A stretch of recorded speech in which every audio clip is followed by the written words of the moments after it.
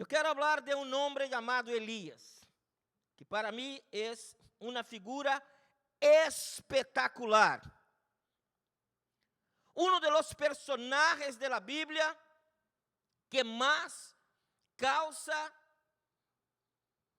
impacto en la vida del cristiano. Talvez seja meu profeta preferido.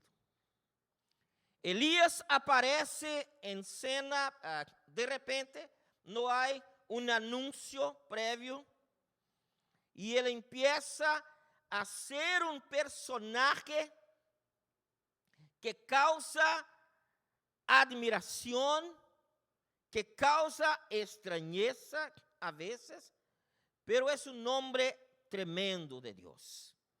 La historia de Elías podemos mirar en el primer libro de los Reyes. Este es el hombre que la Biblia nos enseña sus debilidades, pero también enseña sus fortalezas. Imagina, Pati, usted llegar al gobernador de California y decir, en el nombre de Jesús te digo que no va a llover por 3 años. Hay que tener valor, ¿verdad? ¿Ya pensó, Monse? Usted llegar para Obrador, el presidente Obrador, y decir así, ¿sabe qué, presidente? A partir de ahora, esto no va a pasar en Ciudad de México por 3 años. Y por más que él haga lo que haga, no pasa. Así era el profeta Elías. Una vez, Elías llegó cerca del rey Acabe, y él dice exactamente estas palabras. El Señor va a hacer que no llueva por 3 años. Y Acabe, cuando miró a Elías, ya preguntó, y ahí ya viene este perturbador, este estorbador, este hombre que no me deja en paz. Porque Elías era un denunciador de pecado.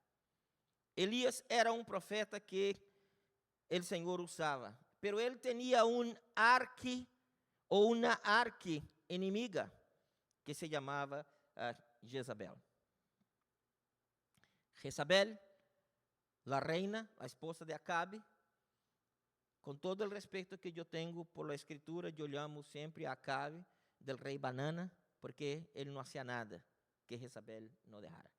Entonces, Acabe es un rey banana, al punto de le gustar una propiedad, y se quedó tristecito porque no pudo comprar, porque Nabot no la vendió. Jezabel, la mala, su esposa, dice, ponga tus pantalones, hombre, y agarra, mata el dueño, porque tú eres el rey. ¿Y sabe qué hizo Acabe? Él lo hizo exactamente esto.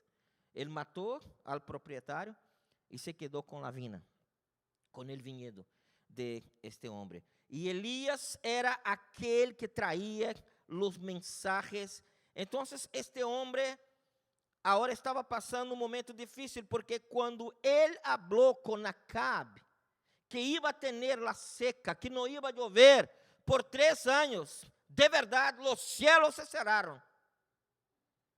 Y el Señor entonces va a cuidar del profeta Elías. Y en medio de esta crisis, en medio de esta seca, de este drought, entonces pasa el texto que vamos a leer en este momento, que es primeiro livro de Reyes, capítulo 17. Vamos a leer de 8 a 16, y usted, por favor, me acompaña. Dice así la palabra del Señor. Vino luego a Elías la palabra de Jehová, diciendo, levántate, vete a Sarepta de Sidón, y mora ahí. E aqui eu he dado ordem aí a uma mulher viúda que te sustente. Então ele se levantou e se foi a Sarepta, e quando chegou a la puerta de la ciudad, he aqui uma mulher viúda que estava aí recorrendo leña. E ele la llamó e le dijo, te ruego que me traigas un poco de agua en un vaso para que beba. Y yendo ella para traérsela, él la volvió a llamar y le dijo, te ruego que me traigas también un bocado de pan en tu mano.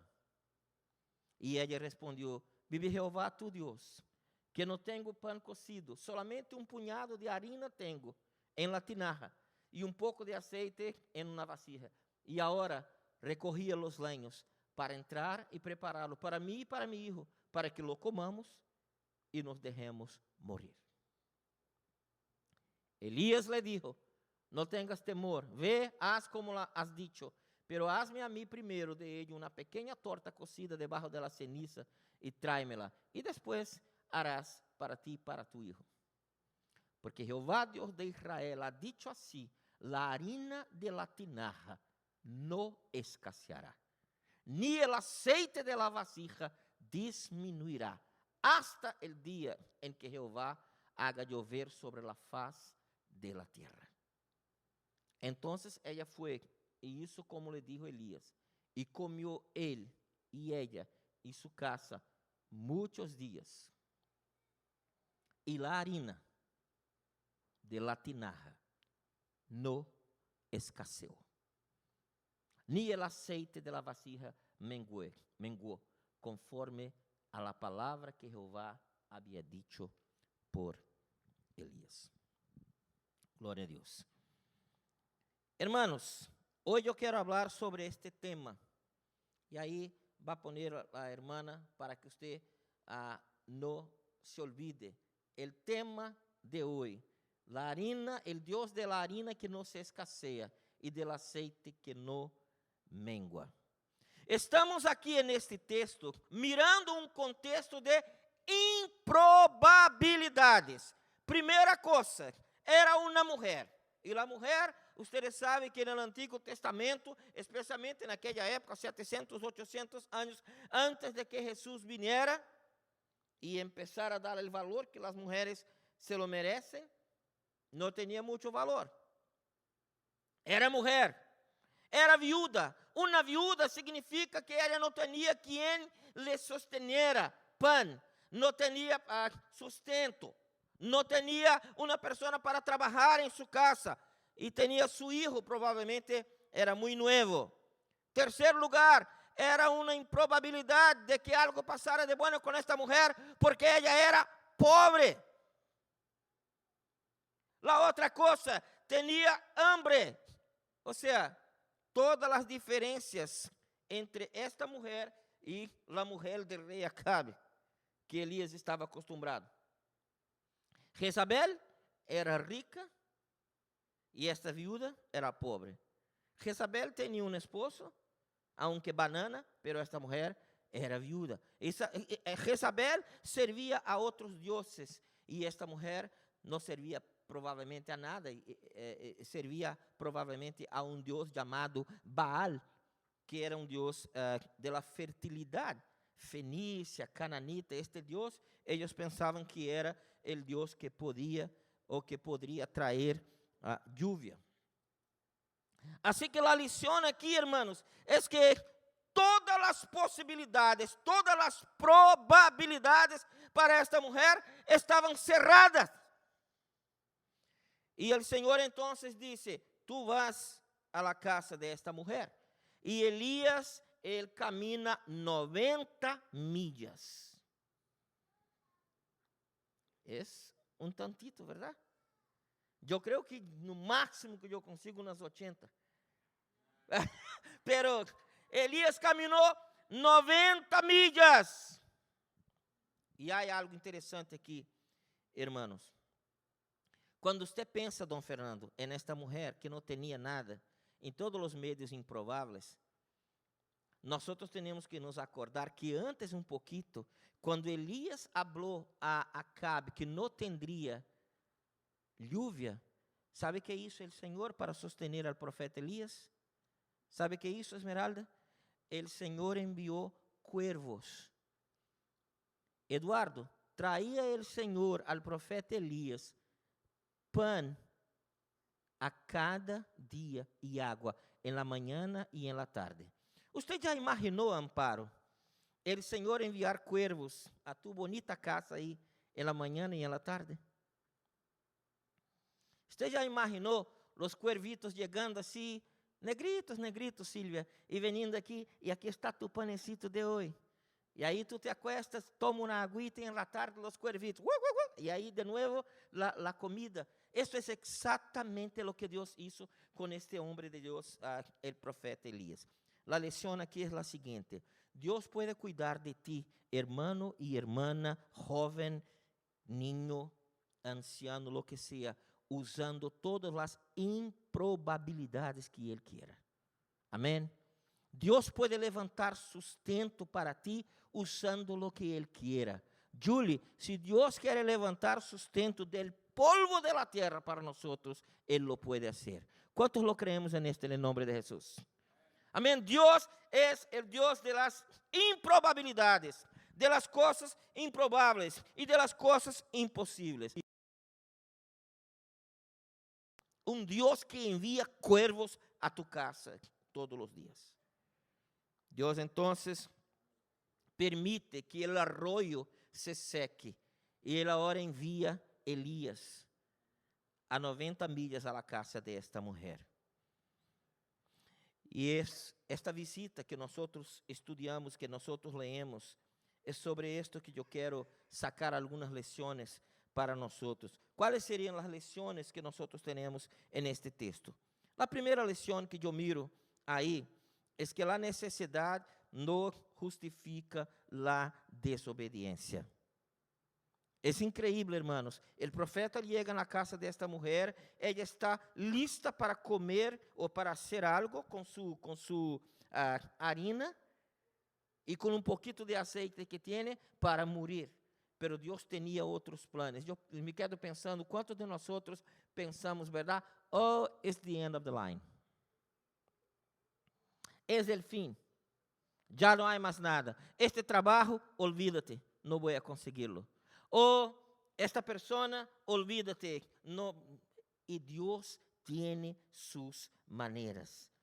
Aquella mujer, hermanos, cuando Elías llegó para ella y dice, mira, tú tienes un poquito de aceite y un poquito de harina, pero yo quiero que al invés de hacer algo para ti y tu hijo, usted va a hacer primero para mí. Esta mujer obedeció la voz del Señor. La lección aquí, la necesidad no justifica la desobediencia. Yo quiero traer y explicar lo siguiente. A veces, hermanos, cuando el Señor nos pide algo, ¿sabe por qué a veces no se hace?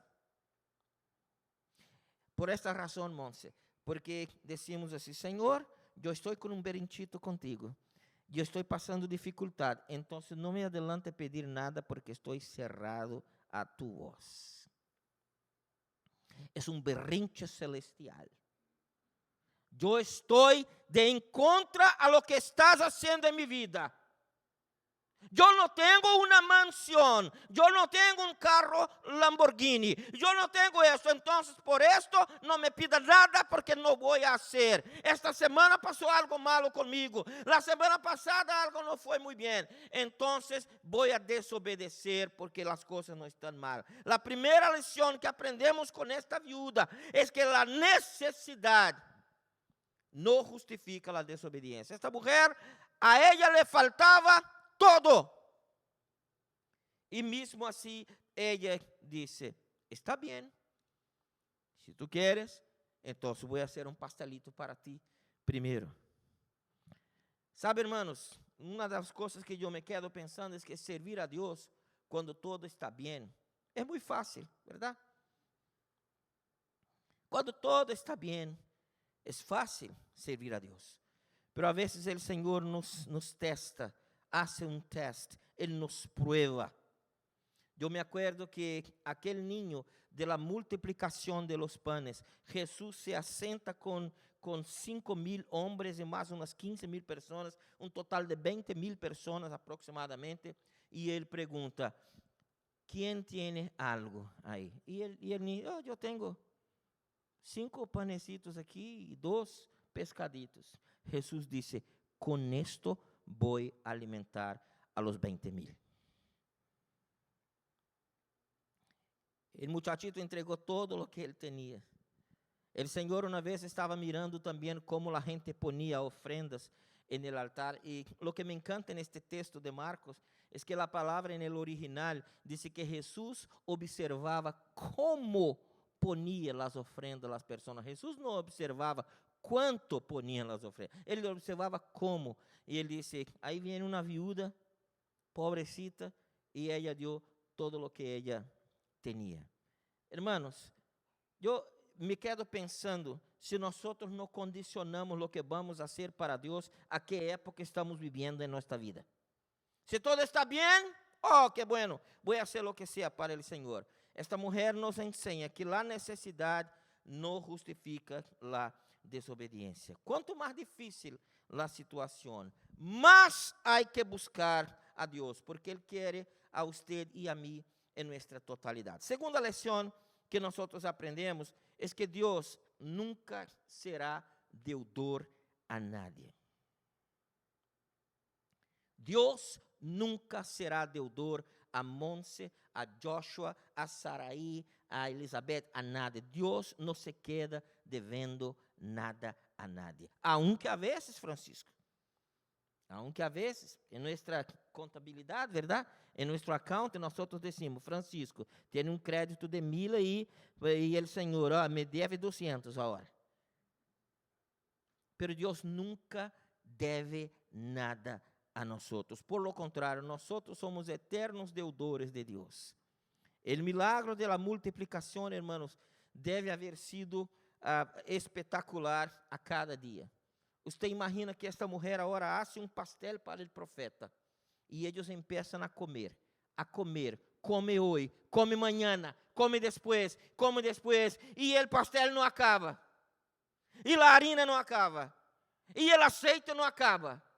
Es algo increíble que solamente el Señor puede hacer. Quiero decirte hoy, mi amado hermano, hermana, que nuestra obediencia a Dios siempre nos beneficiará a nosotros, porque Dios no necesita de nada. Somos nosotros que somos deudores a Dios, porque Él nos dio todo. Cuando llegó el momento de nuestra salvación, hablamos sobre esto en el discipulado esta semana. Dios miró lo que Él tenía de mejor. Yo tengo de mejor es mi hijo, y es mi hijo que yo voy a enviar para salvar a cada uno de los pecadores. Dios no necesita de nada, pero Él nos dio todo lo que tenía. Yo me quedo pensando cuando el Señor pidió a Isaac, el único hijo que Abraham tenía, no para matarlo, porque Dios no jamás haría un sacrificio humano, pero Él estaba probando a Abraham para ver si el amor de Abraham por Isaac era mayor do que el amor que tenía por su Dios. Déjame decirte, hermanos, por más que aquella mujer hizo, ella nunca pudo pagar a Dios con toda la harina y aceite del mundo. Ella no podría pagar a Dios, porque nosotros siempre vamos a ser deudores del Señor. La tercera lección que nosotros miramos es que necesitamos ajustar nuestras prioridades si queremos mirar el milagro de Dios en nuestra vida, si queremos experimentar el milagro de Dios. Y aquí, hermanos, si usted se olvida de todo lo que yo dije hasta ahora, yo gustaría que usted leyese ahí la palabra, la expresión que yo creo que es clave aquí en esta predicación. Y está ahí en el versículo 13, que dice lo siguiente: Elías le dijo, no tengas temor, ve, haz como has dicho, pero hazme a mí primero. A mí primero es la palabra, la expresión más importante. Dice, a mí primero y después para ti y tu hijo. Ahora yo pregunto, Francisco, ¿usted cree que esta era una actitud egoísta del profeta o no? No.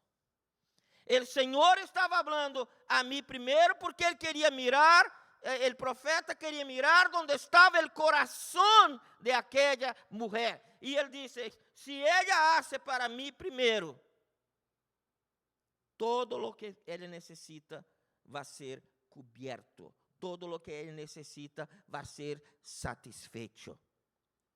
Pero primero, dice el Señor a mí. Y de aquí, hermanos, yo quiero ser bien franco y bien É uma pergunta que sempre me gusta fazer a mim mesmo e a aqueles a quem eu amo e a la igreja de Deus. Que lugar tiene Deus em tu vida? Ele é o primeiro ou ele é o postrero? Ele é o primeiro ou ele é o quarto, quinto? Porque déjame decirte algo que talvez tu vas a sorprender-se. Se Deus não é primeiro, Ele não está interessado em ser nada. De verdade. Deus quer o primeiro lugar. Deus quer a prioridade. Não porque Ele necessita, porque é um Deus narcisista, porque Ele sabe que se nós lo ponemos em primeiro lugar, nós é que somos bendecidos por Ele. Porque diz em Mateus 6:33. Mateus 6:33 disse assim: buscar que? Qual é o advérbio aí? Primeiramente, ou é segundamente, ou é terceiramente? Não, diz: buscar primeiramente o reino de Deus e sua justiça, e todas estas coisas os serão añadidas. E eu pergunto, que coisas são estas, pastor Marcos? Que coisas são estas? São as mesmas coisas que Jesus habla en el capítulo 6, el mismo capítulo, y dice: ustedes van a tener vestido, ustedes van a tener comida, pero buscad primeramente el reino de Dios. ¿Sabe por qué, hermanos? Porque Dios es un Dios celoso. Dios es un Dios que quiere pasar tiempo con nosotros. ¿Y qué cosas serán añadidas? Todo lo que nosotros necesitamos, pero primero Dios, primero el reino de Dios. Y después las cosas van a pasar. A veces, hermanos, miramos que invertemos los valores y todo viene antes de Dios. Y ahí, ¿sabe cómo queda este versículo? Se queda así: mas buscad después de todo al reino de Dios y su justicia, y todas estas cosas vos serán sacadas. É exatamente isto. Quando nós nos damos a Deus o primeiro lugar em todo em nossa vida, lo que era para ser de nós, o diabo saca. E ao invés de termos añadido, temos retirado. Eu me quedo pensando, irmãos, que dificuldade deve haver sido talvez para aquela viúva, quando ela mirou o azeite, que tinha um pouquinho de azeite. E eu me quedo pensando, quantas vezes nós não creemos no milagre de Deus, no poder de Deus, e nos agarramos a nosso aceitecito e a nossa harinacita, como se fuera a última coisa do mundo. E o Senhor disse: Joshua, déjate de este aceitecito aí de la harina, porque eu tenho toda a harina del mundo e o aceite para ti, mi siervo. Pero hay que entender a atitude desta mulher. Hermanos, é increíble. Desafortunadamente não temos tanto tempo a cada domingo. Pero você se acuerda de Agar? Maribel, Agar tinha um hijo de 12 anos, mais ou menos. E ela levou não tinha, estava em um deserto, morrendo, ela e o hijo. Ela põe o hijo abaixo de um árvore e se queda mirando e diz: o hijo se vai morrer. E Deus vem para ela e diz: não, Agar. Este hijo não solamente vai viver, como ele vai generar 12 nações, 12 príncipes, que são os árabes de hoje. E aquela coisa que Agar pensava que ia ser o final, foi em verdade um princípio. A mesma coisa, esta viúva, eu creio que ela pensou assim: bueno, vou dar ao profeta lo que ele me está pedindo. E de repente começou a multiplicar. Hermanos, déjame decirte, eu não sou um pastor que predica prosperidade. Ustedes me conhecem. Prosperidade no sentido de que tu vas a ter milhões de dólares, 10 casas, 4 o 5 carros. No es esto que es prosperidad, es tener 100% de lo que Dios tiene para ti. Pero lo que yo aprendo en esta ilustración, en esta historia verdadera, es que cuando nosotros ponemos a Dios en primer lugar, empieza a aparecer harina aquí, empieza a aparecer aceite aquí, y más aceite aquí, y nosotros estamos aquí, y el aceite viene fluyendo, y la harina viene fluyendo, y la bendición de Dios nos alcanza, porque dice la palabra de Dios que cuando lo ponemos en primer lugar, las bendiciones te perseguirán y te alcanzarán. Así es lo que dice la palabra de Dios. Pero antes, dice el Señor, primero a mí. Primero a mí. Yo me acuerdo cuando yo era un joven y me gustaba mirar los deportes. Y en aquella época, Lupita, no tenía DVR. No tenía esta cosa de grabar. Como, ¿verdad? Diego aí que juega el soccer. Yo me gustaba mirar el soccer. Y a veces, la final del campeonato brasileño, que es pues uno de los campeonatos más famosos del mundo, si no es el más famoso después de México, ¿verdad? Era las 6 de la tarde. Y a las 6 de la tarde yo era el presidente de los jóvenes. Y yo salía, hermanos, salía primero el Señor. Y yo daba aquella junta allá, ¿verdad? Con el corazón quemando para Dios. Y yo pude entender desde temprano en mi vida que cuando tú pones a Dios y pones el fútbol en segundo, el soccer en segundo, todas las cosas en segundo, Dios se manifiesta poderosamente en su vida. La lección que tenemos en este texto, y cuando usted esté leyendo en la casa, quando quieras ler com mais tranquilidade, o capítulo 17, 18 ao 19 de Primeira Reis, você vai mirar que esta mulher, o profeta disse, primeiro a mim. E de aqui eu quero dizer, hermanos, primeiro Deus, depois a universidade. Eu me quedo pensando, jovens que estão aqui, que talvez estão casi indo para a universidade, e você pensa, vou estar livre. Entre Deus e a universidade, quédate com Deus. Entre Deus e uma enseñança falsa, quédate com Deus. Entre a palavra de Deus e tus amiguitos e amiguitas que dizem que tu deves fazer isto e aquilo, quédate com Deus. E talvez te van a dizer allá en el college, Daphne, pero tu eres rara. Eres rara. Tu não haces esto, tu não haces aquello, tu vives uma vida diferente. E sabe qual deve ser tu resposta, Daphne? Sabe, verdade? Primeiro Deus. Em minha vida, primeiro Deus.